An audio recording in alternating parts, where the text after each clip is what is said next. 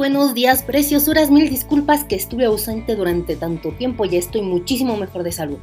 El día de hoy es 3 de mayo, es el Día Mundial de la Libertad de Prensa y obviamente cuando viene la libertad de prensa también es la libertad de expresión. Pero ¿qué les parece si escuchamos un poquito más de qué trata este día?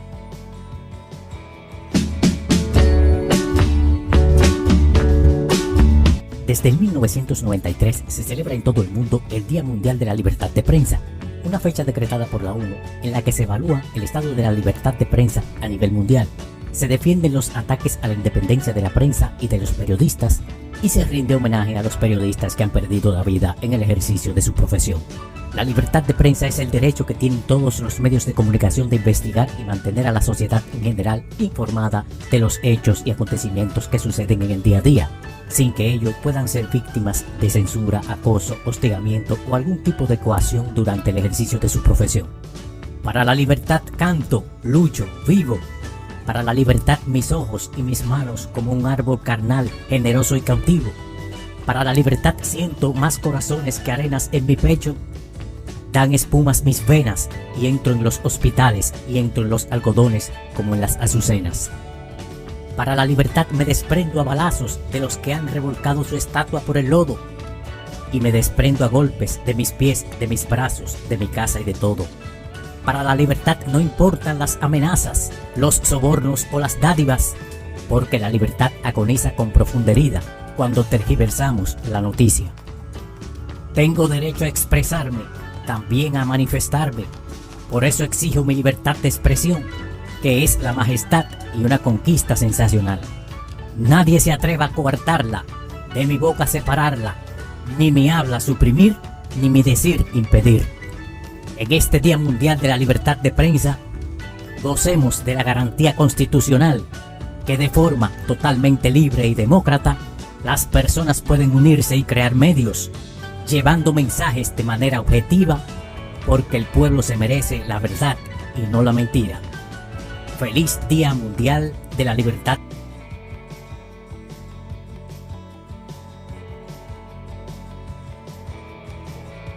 Y nos vamos con los problemas matemáticos. Recuerden que deben de tratar de utilizar la lógica y analizar cada uno y poner datos, operación y resultado. Número 1. Raquel se comió en la mañana 2/6 partes de un pastel y en la tarde 1/3 del mismo pastel. ¿Qué parte del pastel le sobró?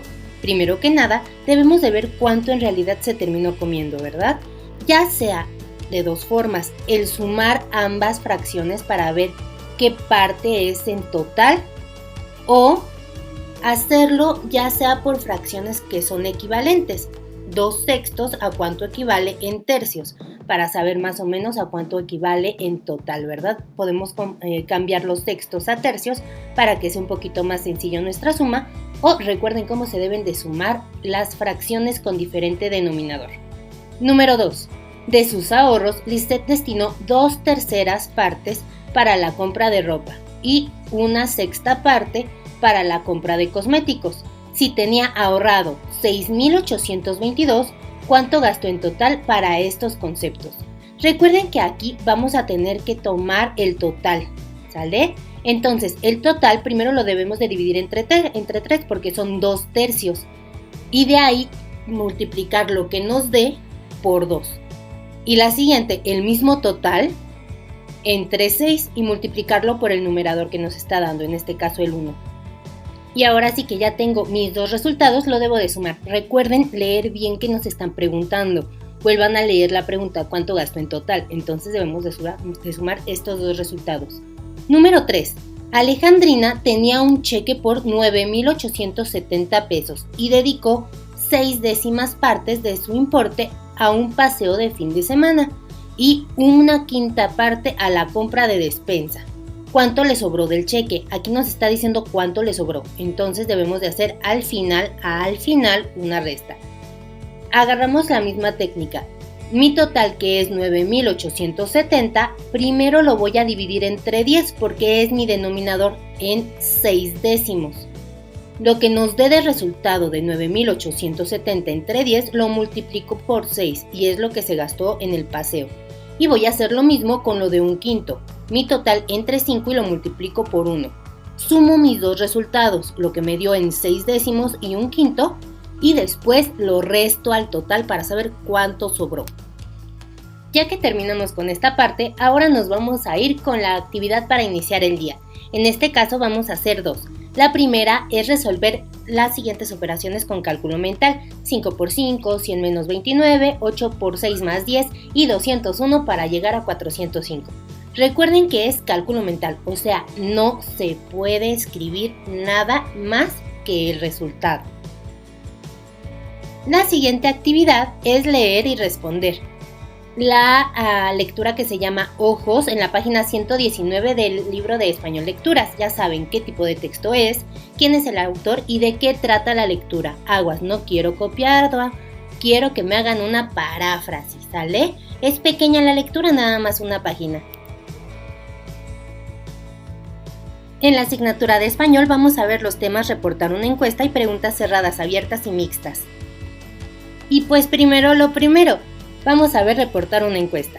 Para esto, el propósito de este tema es que realices una encuesta y des a conocer mediante un reporte sus resultados y conclusiones a la comunidad.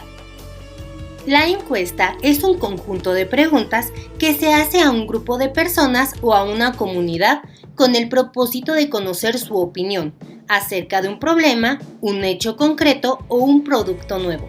Las encuestas se pueden realizar al total de la población y se le llama a esto censo, o solo a una parte representativa, y cuando es esto se le denomina muestra. Las encuestas se aplican de persona a persona, por correo, por teléfono o por internet. Realicemos unas pequeñas actividades antes de continuar al siguiente tema. Vamos a responder estas 5 preguntitas súper rápidas. ¿Qué texto sirve para conocer la opinión de un grupo de personas? Para aplicar una encuesta se requiere hacer un conjunto de... Cuando la encuesta se aplica a toda la población, se conoce como... Si la encuesta se aplica a una parte de la población, se llama... Y la encuesta no puede hacerse mediante... ¿Mediante qué? A continuación les voy a mostrar unas oraciones y ustedes le van a poner like o dislike a cada una, dependiendo si aplica en una encuesta. Vamos a leerlas. Número 1. Conocer la opinión de un experto sobre el virus COVID-19. Número 2. Saber la velocidad con que gira la Tierra y los demás planetas en el espacio. Número 3. Identificar los sabores de helado que prefieren los niños y adolescentes. Número 4. Conocer cuántas familias tienen teléfono en su hogar. Número 5. Saber cuál carrera prefieren estudiar los egresados de bachillerato. Número 6. Identificar el nivel de las radiaciones ultravioleta del sol. Y número 7. Saber qué opina un grupo de personas acerca del derecho de expresión. Ahora, el cuestionario es una herramienta que ayuda a obtener información o datos valiosos de cualquier tema, a partir, pues obviamente, de preguntas. Es fundamental para la realización de una encuesta, aunque también es de gran utilidad en las entrevistas. Hay que tener en cuenta que no es lo mismo una entrevista que una encuesta. Puede aplicarse por escrito, que el informante escribe la respuesta, o de forma verbal, o sea que el encuestador hace las preguntas de manera oral y escribe la respuesta cuando el informante responde. Vamos a hacer casi la misma actividad que acabamos de hacer con lo de la encuesta, pero ahora con el cuestionario. ¿Qué vamos a hacer? Ok. Vamos a subrayar los casos en que se puede utilizar el cuestionario. Vamos a leer las oraciones. Conocer los juegos que los adultos disfrutaban de niños, investigar en un libro la vida de los insectos, averiguar qué películas les gustan a los compañeros de grupo, investigar a cuántos niños les gusta leer el periódico y navegar en internet para saber acerca de la vida de los delfines. ¿Cuáles de estas sí se pueden utilizar para un cuestionario y cuáles no? Y nos vamos con el segundo tema de español, preguntas cerradas, abiertas y mixtas. Iniciemos con las preguntas cerradas. Las preguntas cerradas en un cuestionario permiten que las respuestas de los informantes, o sea, a los que les estamos haciendo las preguntas quienes nos van a responder, se concentren solo en las opciones que ofrece la pregunta. O sea, no les vamos a dar libertad de que nos den otra respuesta más que las que están en este tipo de cuestionarios. Por ejemplo, aquí tengo un ejemplo, ¿no? ¿Qué te gusta hacer en tu tiempo libre? A. Ver la tele. B. Jugar con tus amigos. O C. Ir al cine con tus hermanos. De esta manera es más sencillo cuantificar las opiniones y representarlas en forma gráfica. Estas preguntas cerradas las vamos a poder identificar porque es sencillo poder saber más o menos en una tabla, en una gráfica, cuántas personas dijeron la A, cuántas la B, cuántas la C. En este caso podemos identificarlo porque por lo general utilizamos gráficas con esto. El inconveniente es que puede perderse información al marcar solo la opción de respuesta que ofrece en la pregunta.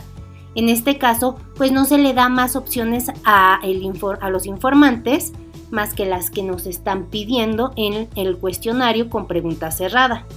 Lo siguiente que vamos a hacer va a ser en nuestro libro de español de texto. En la página 140 y 141 nos está apareciendo un pequeño ejemplo precisamente de una encuesta con preguntas cerradas. Ustedes las van a leer, las van a analizar y van a checar más o menos para qué nos está sirviendo. No nos están pidiendo como tal, y no les estoy pidiendo como tal que lo contesten, sino que la analicen, y aquí abajito hay 3 preguntas que esas sí las deben de contestar dependiendo de lo que observaron. La siguiente que vamos a explicar son las preguntas abiertas. Las preguntas abiertas facilitan que el encuestado exprese opiniones o amplíe la información de su respuesta. Por ejemplo, una pregunta que es abierta es ¿qué opina de la deforestación de los bosques? O ¿qué propone para evitarla? O ¿qué otros problemas relacionados con la contaminación ambiental se generan? Si ustedes se fijan, en todas estoy pidiendo su opinión, su manera de pensar o lo que él haría o ella haría. En este caso, ¿por qué? Porque una pregunta abierta está destinada a saber lo que piensan, ¿sale? Para poder saber ellos qué harían. Queremos saber sus opiniones. Y por lo general se debe de escribir su respuesta tal y cual la dijo. Ahora, las preguntas mixtas permiten obtener información precisa, pero para no perder datos valiosos dan opción al informante para profundizar en sus respuestas. Por ejemplo, ustedes estoy así súper seguro que lo han visto a lo mejor en algún examen o en alguna encuesta que hacen por medio de YouTube o de internet. Por ejemplo, ¿les gustaría incorporarse al Consejo de Participación Social? Y ahí las respuestas son sí, posiblemente o no. Pero al ser mixta, abajito luego te dicen ¿por qué? Al poner esa de ¿por qué? Ya están pidiéndote que opongas una opinión y ahí se considera una pregunta mixta. Ahora, la actividad que vamos a realizar es precisamente marcar con una A las oraciones con características de preguntas abiertas y con una M las que tienen características de preguntas mixtas. Las siguientes oraciones las van a copiar y les van a poner la A o la M dependiendo. Continuamos con ciencias naturales con los temas aprovechamiento de los circuitos y materiales conductores o aislantes. Para poder entender estos temas, primero debemos de ver qué son los circuitos eléctricos. Bueno, los circuitos eléctricos, la electricidad, es un tipo de energía que está presente en el universo y en la materia. En el nivel microscópico, los átomos atraen las cargas negativas, que son los electrones, y positivas, que son los protones, para formar los diferentes elementos de la naturaleza. Por ello, la electricidad se manifiesta a veces en fenómenos naturales tan evidentes como la descarga de un rayo o de manera imperceptible como en los múltiplos procesos de intercambio eléctrico en el interior de nuestro cuerpo. Aunque nosotros no lo creamos, todo nuestro cuerpo está lleno de electricidad. Gracias a estos intercambios eléctricos de las neuronas, se presentan en el cerebro múltiples procesos mentales, o sea, en nuestro cerebro cada una de las neuronas se comunica a través de una pequeña descarga eléctrica, tales como la memoria, el pensamiento y la percepción del mundo. En la actualidad, la electricidad se ha convertido en una de las principales fuentes de energía. Muchos artefactos cuentan con circuitos eléctricos, es decir, componentes que, unidos de forma adecuada, permite el paso de una corriente eléctrica. Estos artefactos realizan diversas funciones como movimiento, telecomunicación, iluminación y calentamiento. Si ustedes se fijan, todo lo que está a nuestro alrededor y lo que ocupamos día a día tiene electricidad. Y ahora sí, ya que vimos un poquito lo que es la electricidad, vámonos de lleno a nuestros dos temas, tanto lo que es el aprovechamiento de los circuitos eléctricos como los materiales que son conductores o aislantes. Los circuitos eléctricos permiten que la energía eléctrica se use para mejorar la vida. Estos se encuentran en las instalaciones eléctricas de nuestra casa, en los aparatos de uso cotidiano y en el mundo del trabajo. Desde la revolución industrial hasta la actualidad, el uso de circuitos eléctricos en un sinfín de aparatos ha modificado la vida diaria. Hay materiales que permiten el paso de la electricidad, como el cobre, el aluminio, la plata, el oro, etc. A estos se les llaman conductores, obviamente porque conducen la electricidad, ¿verdad? En ocasiones es necesario que la energía eléctrica no circule, ya sea para que los aparatos se detengan o para que la electricidad no nos dañe. Para esos casos se emplea lo que es la madera, el hule, el vidrio, es decir, materiales aislantes. ¿Por qué? Porque hacen a un lado, aíslan la electricidad. Es importante que se conozcan normas de seguridad en el uso de aparatos eléctricos y que estas normas se practiquen en la casa y en la escuela para evitar accidentes. Debe usarse también responsablemente la energía eléctrica y vigilarse regularmente el funcionamiento de todos nuestros aparatos. En nuestro cuadernito vamos a dibujar las siguientes ilustraciones, son 9 en total, y abajito le van a poner unos paréntesis. En estas vamos a poner una E únicamente si necesitan electricidad para funcionar. Por ejemplo, ¿un paraguas o una sombrilla necesita electricidad para funcionar? No lo creo, ¿verdad? Pero por ejemplo, una lámpara, esa sí necesita electricidad. ¿Ya se fijaron? Espero que hagan sus dibujitos súper bonitos. Yo sé que ustedes pueden porque son muy creativos. Nuestra siguiente actividad es precisamente sobre conductores y aislantes. Si ustedes se fijan, vamos a dividir nuestra hojita de un lado conductores y del otro aislantes. Aquí tenemos oro, aluminio, cobre, vidrio, plástico, zinc, hierro, plata, madera, papel, cerámica y plomo. Ustedes van a decidir si van del lado de conductores o aislantes, y una vez que lo hayan hecho me van a dibujar una cosa de cada uno.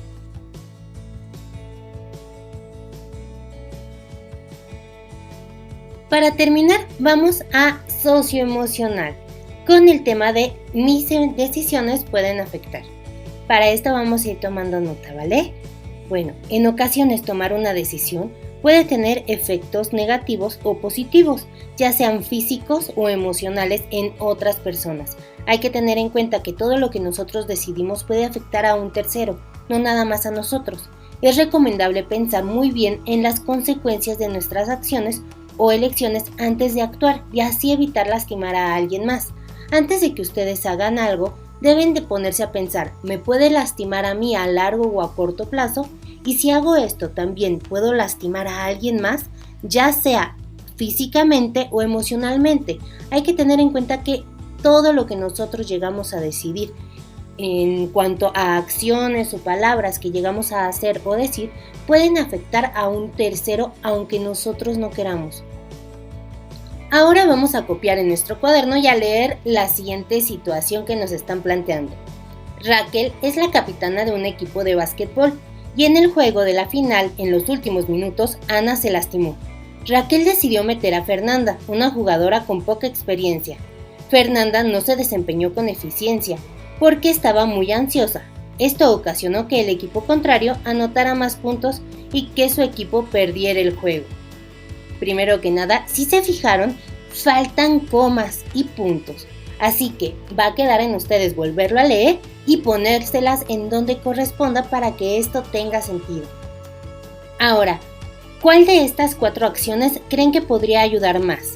¿Gritar a Fernanda sus errores y sacarla del equipo? ¿Motivar a Fernanda para que su seguridad no se afecte y lo siga intentando? ¿Echarle la culpa a los demás integrantes del equipo o aceptar que se equivocó con sus decisiones y ofrecer una disculpa? En este caso hay que ver qué es lo mejor tanto para el equipo como para Fernanda. ya que como tal, esta Fernanda no decía que era mala, sino que, pues al parecer estaba un poquito nerviosa, ¿verdad? Estaba un poquito estresada. Aparte de estas 4 acciones, si ustedes fueran Raquel, ¿qué habrían hecho? ¿Cómo se supone que deberían de reaccionar sin afectar a los demás? Escríbenlo también en su cuadernito.